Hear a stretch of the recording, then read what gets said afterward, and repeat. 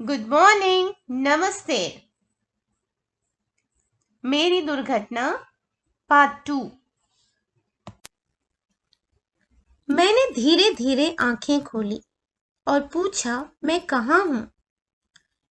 मेरे और चमकीले आसमां के बीच एक लंबा चौड़ा चेहरा था जिसने जवाब दिया, नाली में। तब मैंने दूसरा सवाल किया, मुझे क्या हुआ है? तुम्हारी मोटरसाइकिल टूट गई है, जवाब मिला।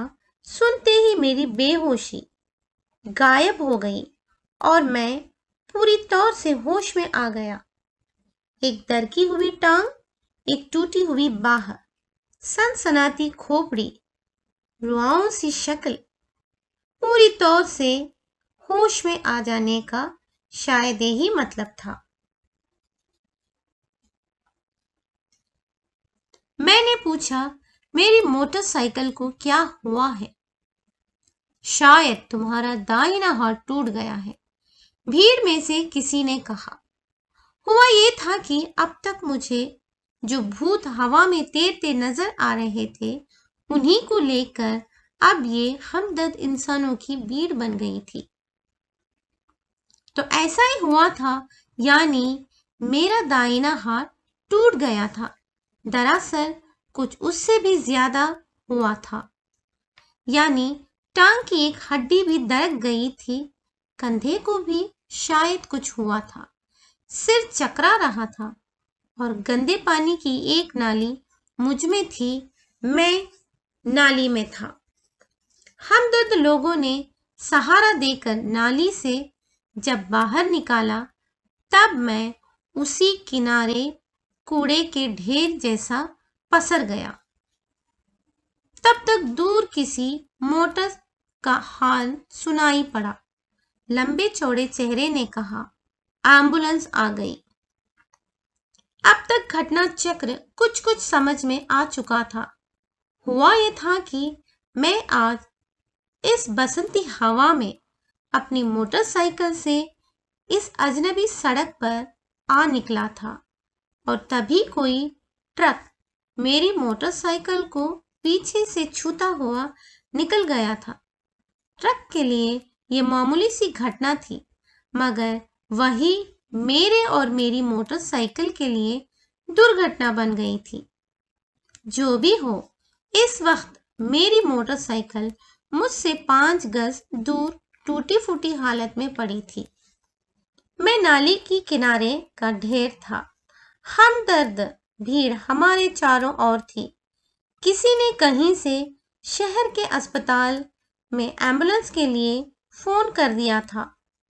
ताज्जुब की बात, महज इतने से में ही एम्बुलेंस आ गई थी। एम्बुलेंस का ड्राइवर होशियार किस्म का आदमी निकला। उसने उस ढेर को गौर से देखा जो मैं था, फिर दूसरे ढेर को भी उतने ही गौर से देखा जो मेरी मोटरसाइकिल थी। फिर उसने अपने साथ आए बापू के साथ कुछ विचार विश्रम करना शुरू कर दिया। बापू कोई नक्शा देख रहा था। ड्राइवर भी उस नक्शे पर झुक गया। फिर सीधा होकर वो अपनी सीट पर जाकर बैठ गया।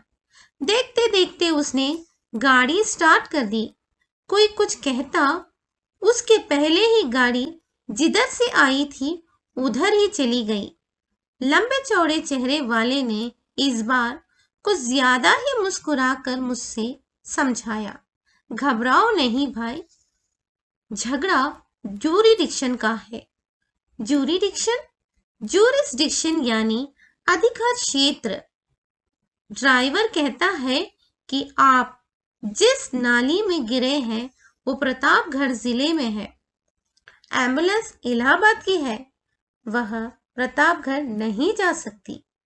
आपको ले जाने के लिए प्रतापगढ़ वाली एम्बुलेंस को बुलाना चाहिए था। तो चलिए अभी हम दूसरा पैराग्राफ देखेंगे। लंबे चौड़े चेहरे वाले ने इस बार कुछ ज्यादा ही मुस्कुराकर मुझे समझाया, घबराओ नहीं भाई,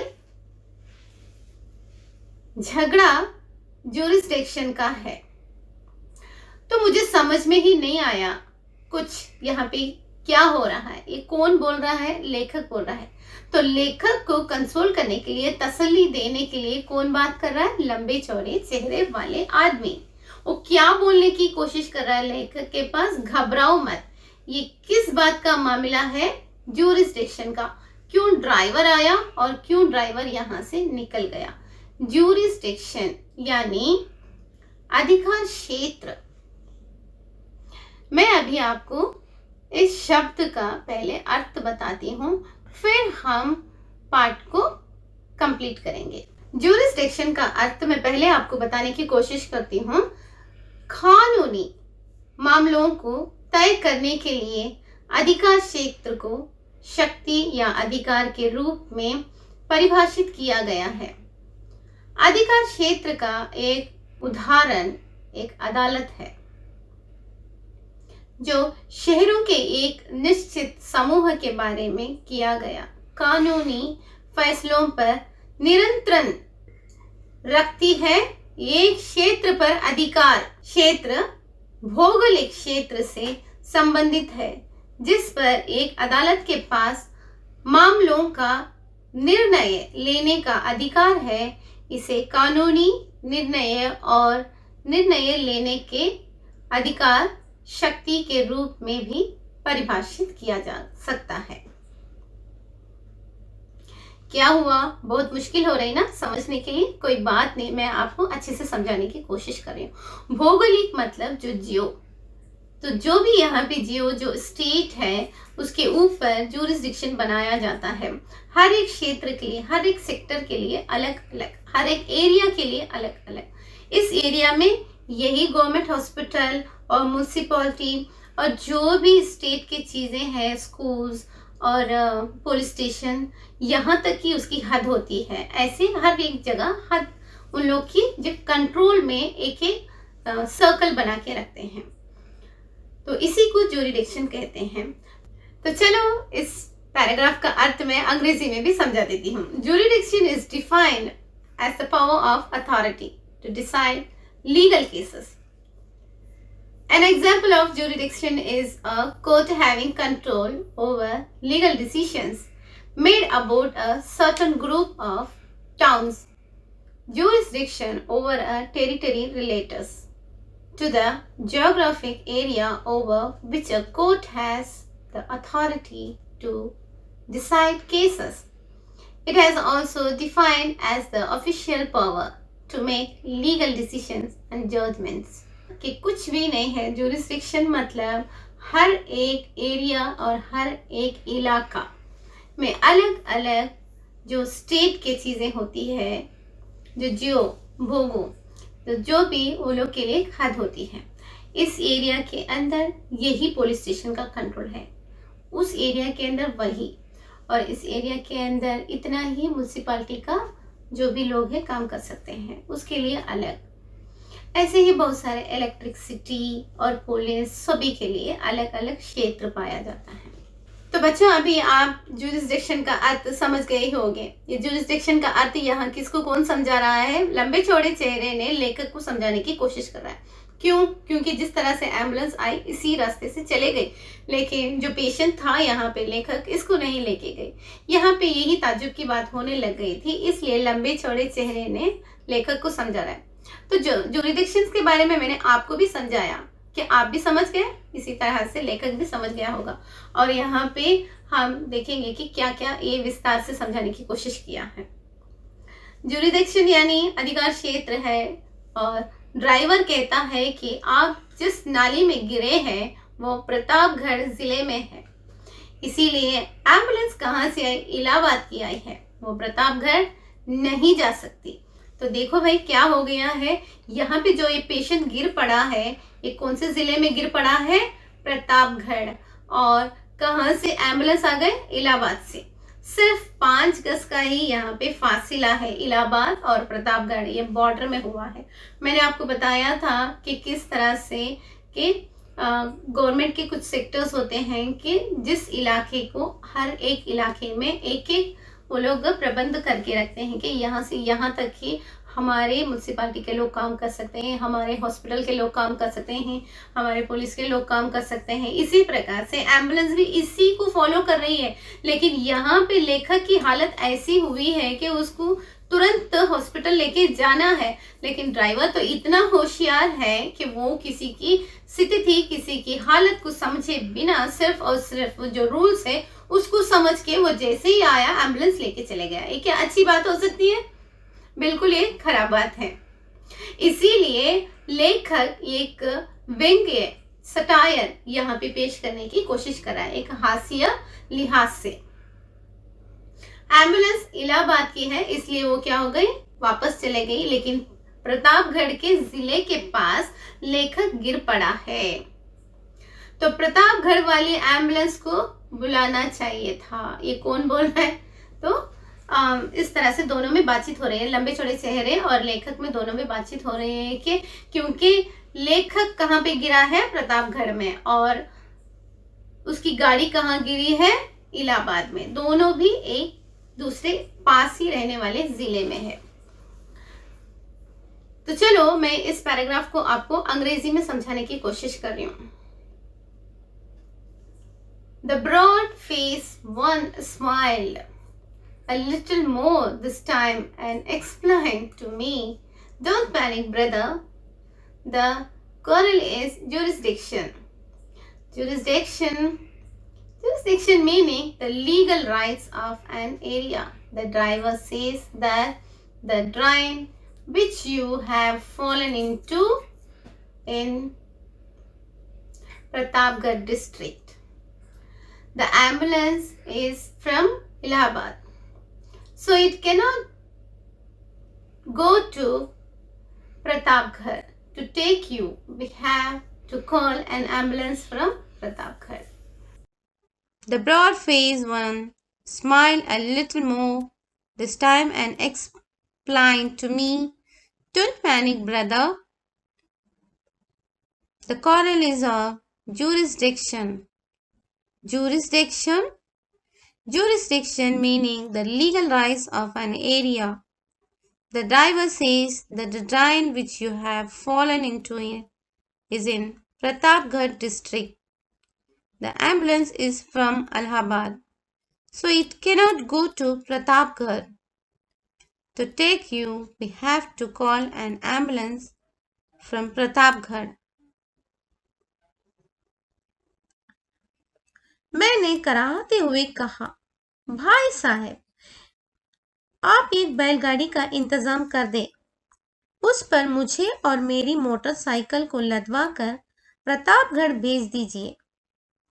मैं वहीं का रहने वाला हूँ।" वो बोले, "आपको तो प्रतापगढ़ भेज सकता हूँ, पर भाई, मोटरसाइकिल आपके साथ कैसे जा सकती है?" तो चलिए अभी हम अगले पैराग्राफ में जाएंगे। मैंने कराहते हुए कहा, कराहते हुए कहना मतलब बहुत ही पेनफुल, बहुत ही दर्द भरी आवाज से कहा, "भाई साहब, आप एक बैलगाड़ी का इंतजाम कर दे।" फाइनली लेखक किसमें आ गया कि अभी उसको कोई अंदेशा नहीं है कि एम्बुलेंस आने वाली है, इसलिए वो किसका प्रबंध करने के लिए कह रहा है, किसका इंतजाम करने के लिए कह रहा है, एक बैलगाड़ी। एटलीस्ट एक बैलगाड़ी को तो बुलवा दो, उसी में मुझे और मेरी जो मोटरसाइकिल है लदवा दो, मैं आराम से मेरे घर जाना मैं चाह रहा हूँ, इस तरह से बोला है। उस पर मुझे और मेरी मोटरसाइकिल को लदवा कर प्रतापगढ़ भेज दीजिए, मैं वहीं का रहने वाला हूँ। तो देखो, जब इसका एक्सीडेंट हुआ, इसकी दुर्घटना हुई, इलाहाबाद के कॉर्नर में ही गिरा है, फिर भी कहाँ गिरा है, अपना ही इलाका प्रतापगढ़ में ही गिरा है। सो इसका नेटिव भी क्या है, प्रतापगढ़ ही है।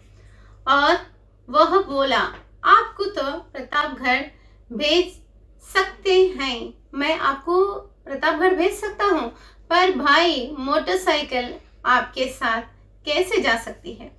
अरे फिर से क्या सवाल लग गया है यहाँ? मैं तो बैलगाड़ी बुलाओ और मेरी मोटरसाइकिल और मुझे दोनों को प्रतापगढ़ भेजने को मैं कह रहा हूँ, पर फिर से लंबे चौड़े जो चेहरे वाला है उसने यहाँ पे क्या बताने की कोशिश कर रहा है, "मैं तुम्हारी मोटरसाइकिल को कैसे तुम्हारे साथ भेज सकता हूँ?" क्योंकि वो मोटरसाइकिल कहाँ पे गिरी हुई है, इलाहाबाद के जिले में गिरी हुई है। सिर्फ 5 गज दूरियां हैं किसके किसके पास यहाँ पे, लेखक और मोटरसाइकिल की। देखो क्या क्या दुश्वारियां झेलना पड़ रहा है। अब आपको समझ में आ रहा है क्यों ये पार्ट में सटायर आया है। तो चलो इस पैराग्राफ के कठिन शब्द अब हम देखेंगे। मुस्कुराकर, स्माइलिंग, ज्यूरिसडिक्शन, सरकारी क्षेत्र, और अधिकार क्षेत्र किसे कह सकते हैं, अथॉरिटीज डिपार्टमेंट। यहाँ पे अधिकार क्षेत्र, ज्यूरिसडिक्शन क्षेत्र क्यों आया है, ये सब कुछ, ये एक जिले से दूसरे जिले को कोई चीजें संबंध नहीं रखती है। ये कौन यहाँ पे एक्सप्लेन कर रहा है, लंबे चौड़े चेहरे ने, किसको, लेखक को, और वो भी किस प्रकार से, बड़ी अच्छी सी स्माइल देके। और लदवा कर, यहाँ पे कौन लदवा करने की कोशिश कर रहा है, बोलने की कोशिश कर रहा है, ये शब्द कौन, किसने उपयोग किया है, लेखक ने उपयोग किया है। किस लिए उपयोग किया है, क्योंकि एम्बुलेंस जैसे ही आई वापस चले गई। ये तो यहाँ पे पेशेंट पड़ा रहा ही रहा, लेकिन कोई दूसरी एम्बुलेंस तो नहीं आई, इसलिए अभी ये क्या बोल रहा है, कम से कम एक बैलगाड़ी मंगवाओ, उसमें मुझे और मेरी मोटरसाइकिल को लदवा कर भेज दिए, लोडेड। तो चलिए अभी हम इस पैराग्राफ को अंग्रेजी में देखेंगे। I said with a groan, brother, arrange for a bullock cart, put me and my motorcycle on it and send us to Pratapgarh. I am from there only, he said. I can send you to Pratapgarh, but brother, how can the motorcycle go with you? I said with a groan, brother, arrange for a bullock cart, put me and my motorcycle on it, and send us to Pratapgarh. I am from there only, he said. I can send you to Pratapgarh, but brother, how can I send motorcycle go with you? क्यों भाई? इसलिए भाई कि आप जिस नाली में पड़े हैं वो तो प्रतापगढ़ में है, पर मोटरसाइकिल जहां पड़ी है वो जमीन इलाहाबाद जिले की है। मोटर बीमा वाले इलाहाबाद से आकर इसे ले जाएंगे। उसकी मरम्मत इलाहाबाद में होगी, आपकी प्रतापगढ़ में। तो चलिए अभी हम दूसरा पैराग्राफ देखेंगे। इसलिए भाई कि आप जिस नाली में पड़े हैं वो तो प्रतापगढ़ में है, पर मोटरसाइकिल जहां पड़ी है वो जमीन इलाहाबाद जिले की है। तो अभी आपको समझना होगा कि लंबे चौड़े चेहरे ने क्या कह रहा है कि आप जो पड़े हैं वो जो जमीन है कहाँ की है, प्रतापगढ़ की है, लेकिन 5 गज जो थोड़ी सी दूरी पे है मोटरसाइकिल वो इलाहाबाद की है। इलाहाबाद जिले में गिरने से मोटरसाइकिल तो वहां के ही बीमा पॉलिसी वाले आके उसको ठीक करेंगे। बीमा पॉलिसी का शब्द का अर्थ मालूम है कि इंश्योरेंस ऑफिसर। बहुत सारे लोग अपनी गाड़ियों के लिए इंश्योरेंस करके रखते हैं, ये जब एक्सीडेंट कुछ होता है तो हम लोग क्लेम कर सकते हैं। अभी लंबे चौड़े जो चेहरे वाला है वो लेखक को समझाने की कोशिश कर रहा है, तुम तो प्रतापगढ़ के जमीन पे गिरे हो, लेकिन तुम्हारी गाड़ी 5 गज ही दूर है, वो कहाँ पे गिरी है, इलाहाबाद के जिले में गिरी हुई है, इसलिए इलाहाबाद के लोग आते ही होंगे तुम्हारी गाड़ी की मरम्मत करने के लिए। मरम्मत मतलब रिपेयर करना।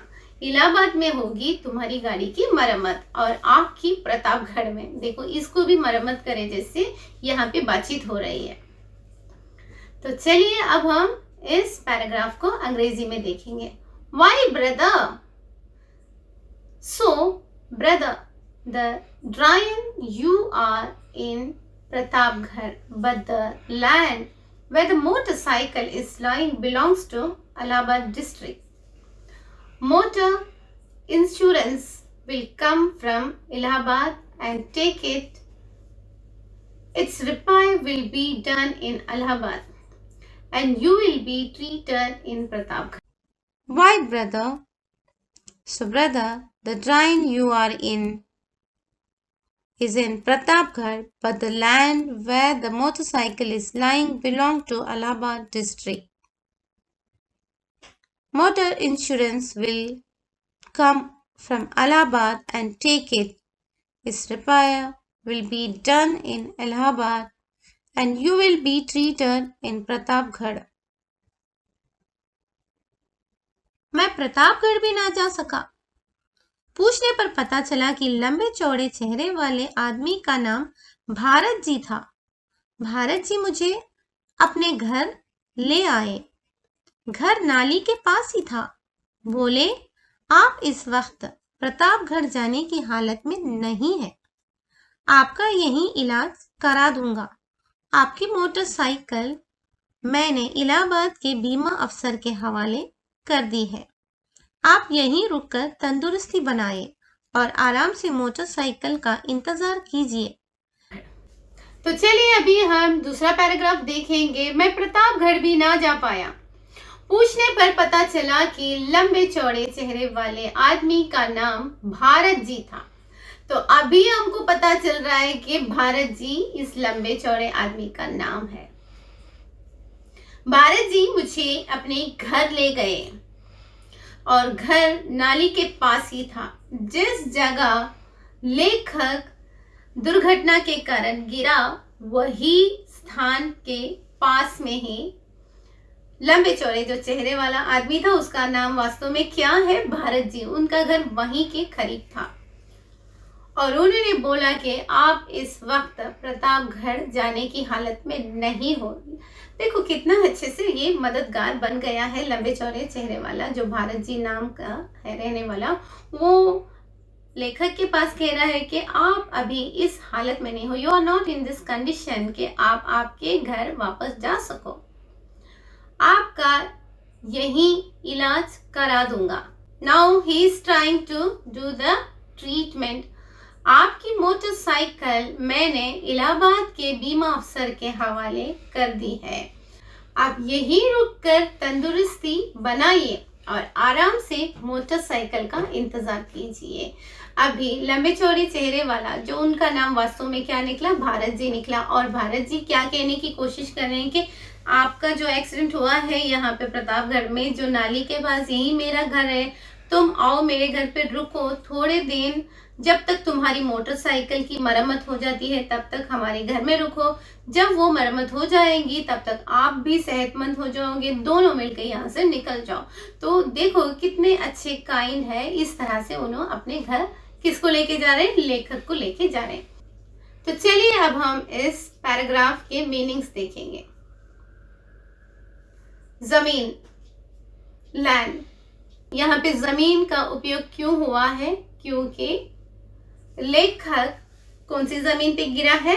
प्रतापगढ़ की। और उसकी मोटरसाइकिल कहाँ पे गिरी पड़ी है? इलाहाबाद के पास। लंबे चौड़े मतलब long and wide. Whose face is this? किसका चेहरा है ये? भारत जी का है। बीमा अफसर, जिसे अंग्रेजी में क्या कहे जाते हैं? Insurance officer. बीमा अफसर यहाँ पे क्यों उपयोग हुआ है? क्योंकि लेखक की मोटरसाइकिल टूट गई थी। उसको बीमा अफसर यहाँ पे आने से वो क्लाइम कर सकता है और फिर से उसकी मोटरसाइकिल नई बन सकती है। तंदुरुस्ती, जिसका अर्थ है हेल्थ। इंतजार, वेटिंग। अभी किसकी तंदुरुस्ती के बारे में यहाँ पे बातचीत हो रही है? लेखक की तंदुरुस्ती के बारे में बातचीत हो रही है। और ये किसके लिए इंतजार करते हैं? वे they are waiting here because they are waiting for to getting their bike. उनकी गाड़ी ठीक होकर आने के लिए वो कहाँ पे वेट कर रहा है? भारत जी के घर पर वेट कर। तो चलिए अब हम इस पैराग्राफ को अंग्रेजी में देखेंगे। I could not go even to Pratapgarh. On being asked, I was found that the name of the man with long and broad face was Bharat Ji. Bharat Ji brought me to his home. His house was near the drain. He said, "You are not in a condition to go Pratapgarh. I will treat you here itself. I have handed over your motorcycle in Allahabad, where I have drop your bike in insurance officer. You stay here and become healthy and fit and wait for your motorcycle. I could not go even to Pratapgarh, and being asked, it was found that the name of the man with long and broad face was Bharatji. Bharatji brought me to his home. His house was near the drain. He said, "You are not in a condition to go to Pratapgarh. I will treat you here itself. I have handed over your motorcycle in Allahabad to the insurance officer. You stay here and become healthy and fit and wait for your motorcycle." मैंने पूछा, चाय मिल सकती है? वे अकेले आदमी थे। उन्होंने मुझे रसोई का रास्ता बता दिया। कराहता, लुढ़कता, टटोलता हुआ मैं जब वहां जाकर अपनी चाय बनाने लगा तो ड्राइंग रूम से भारत जी की आवाज आई, "एक प्याला चाय मेरे लिए बना लीजिएगा। प्याले झूठे पड़े हैं, पहले उन्हें साफ कर लीजिए।" तो चलिए अब हम दूसरा पैराग्राफ देखेंगे। मैंने पूछा, चाय मिल सकती है। जब लेखक भारत जी के घर पहुंच गया तो लेखक पूछने लगा भारत जी के पास, क्या मुझे चाय मिल सकती है? वे अकेले आदमी थे। भारत जी के घर पे कोई रहने वाला नहीं था, वो सिर्फ अकेले आदमी थे। उन्होंने मुझे रसोई का रास्ता बता दिया। भारत जी सीधे इसको एक बीमार नहीं समझा लेखक को, बल्कि रसोई का रास्ता वहां है, इस तरह से रसोई का डायरेक्शन दिखा दिया। कराहता, लुढ़कता, टटोलता हुआ मैं जब वहां जाकर अपनी चाय बनाने लगा तो ड्राइंग रूम से भारत जी की आवाज आई, "एक प्याला चाय मेरे लिए बना लीजिए। प्याले झूठे पड़े हैं, पहले तुम साफ कर लो।" तो यहाँ पे भारत जी पहले तो इस रोगी को घर लेके आ रहे हैं। हम तो सोचा कि इस बीमार लेखक की वो देखभाल करेंगे, लेकिन यहाँ पे वो नहीं हो रहा है, बल्कि क्या हो रहा है, लेखक को एक चाय की जरूरत पड़ी तो सीधे भारत जी कह रहे हैं कि किचन वहां पे है, रसोई वहां पे है। तो जब वो कराहता हुआ पेनफुली हालत में किचन के अंदर घुसा, दर्द भरी हालत में, तो वो चाय बनाने लगा तो ड्राइंग रूम से भारत जी कहने लगे कि मेरे लिए भी एक चाय बना के लाओ। और साथ में क्या कह रहे हैं, जो कप्स है, प्याले हैं, वो झूठे पड़े हैं।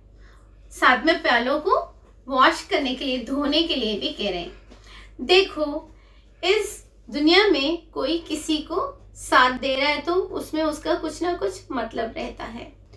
तो चलिए अभी हम इस पैराग्राफ को अंग्रेजी में देखेंगे। I asked, "Can I have tea?"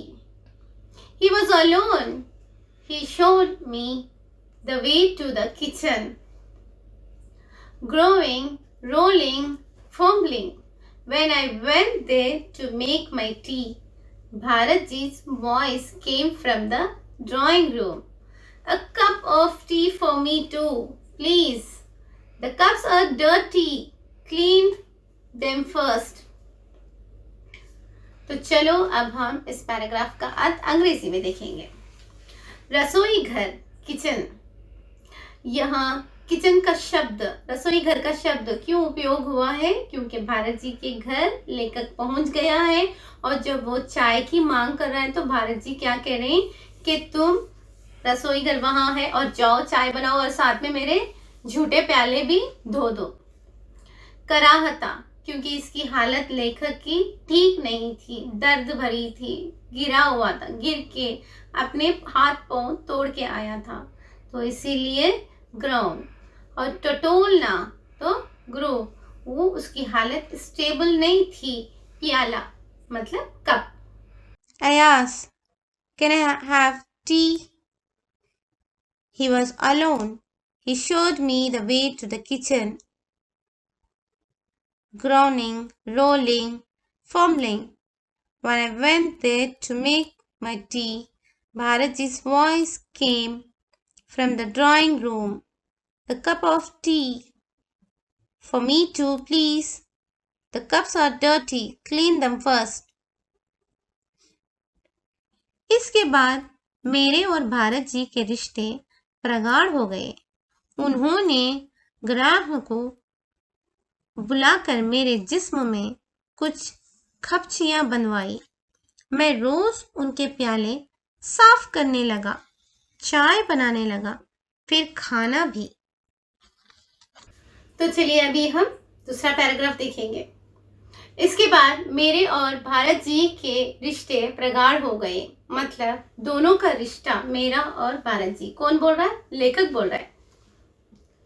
Deep हो गए और भी ज्यादा गाढ़े हो गए रिश्ते। उन्होंने जराह को बुलाकर मेरे जिस्म में कुछ खपचियां बनवाई। एक सर्जन को बुला के मुझे बैंडेज बनवाए मेरे सारे बॉडी में। मैं रोज उनके प्याले साफ करने लगा, चाय बनाने लगा, फिर खाना भी। तो क्या क्या काम करने लग गया? अभी ये खाना भी बनाने लग गया। तो चलिए इस पैराग्राफ को हम अंग्रेजी में देखेंगे। After this the relationship between me and Bharat ji intensified. He called surgeon and tried some splints to my body. I started cleaning his cups every day, started making tea and then food too. चलिए इस paragraph के कठिन शब्द देखेंगे। रिश्ते, relationship, प्रगाढ़, deep, Zarar, surgeon. ये रिश्ते यहाँ पे क्यों उपयोग किया? क्योंकि लेखक और भारत जी के दोनों दरमियान और भी उनके रिश्ते गाढ़े होने लग गए, तिक होने लग गए। तो प्रगाढ़ मतलब तिक और डीप। जराह मतलब सर्जन। सर्जन यहाँ पे क्यों आया? भारत जी ने सर्जन को घर पे बुलाया। किसके लिए? लेखक को कुछ पट्टियां, कपचियां बांधने के लिए। जिस्म मतलब बॉडी। किसके जिस्म पर यहाँ पे कपचियां बांधी? लेखक के जिस्म पर। सो पट्टियां, बैंडेजेस। बंधवाई, टाइड। जब सर्जन आया तो लेखक के सारे शरीर पर बैंडेज को बंध दिया, उसको सेहत पाने के लिए। After this, the relationship between me and Bharat ji intensified. He called surgeon and tried some splints to my body. I started cleaning his cups every day, started making tea, then food too. तो चलिए आज के भाग के अंत में हमने देखा है कि लेखक भारत जी के घर में सिर्फ चाय ही नहीं बनाते बल्कि प्याले साफ करना भी शुरू कर दिया और खाना भी बनाना शुरू कर दिया। अभी ये देखना है कि हम अगले भाग में कि लेखक की मोटरसाइकिल उसके हाथ कब लगती है।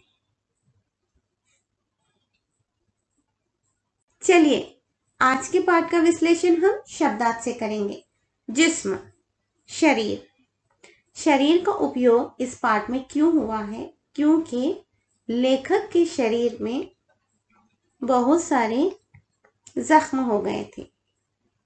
प्रगाढ़ अर्थात बहुत गहरे। लेखक और भारत जी के रिश्ते बहुत गहरे होने लग गए। चलिए किसने किससे कहा और क्यों देखेंगे। प्रश्न, भाई साहब आप एक बैलगाड़ी का इंतजाम कर दे। ये वाकया किसने किससे कहा?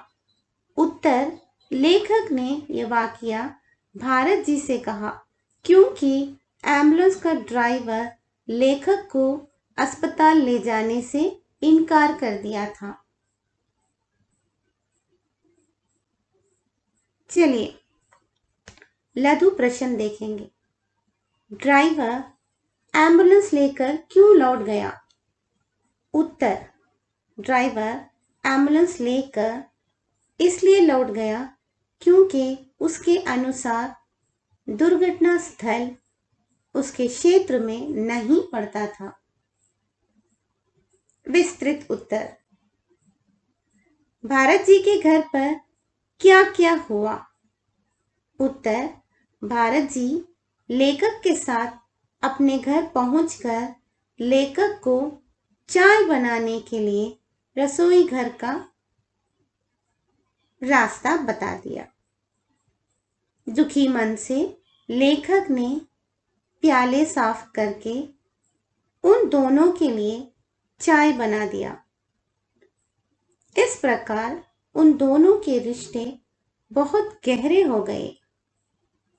भारत जी ने वैद्य को बुलाकर लेखक के शरीर में कुछ जड़ी बूटियों की मरहम पट्टी बंधवाई। बदले में लेखक को भारत जी की रसोई का सारा काम करना पड़ा। धन्यवाद बच्चों।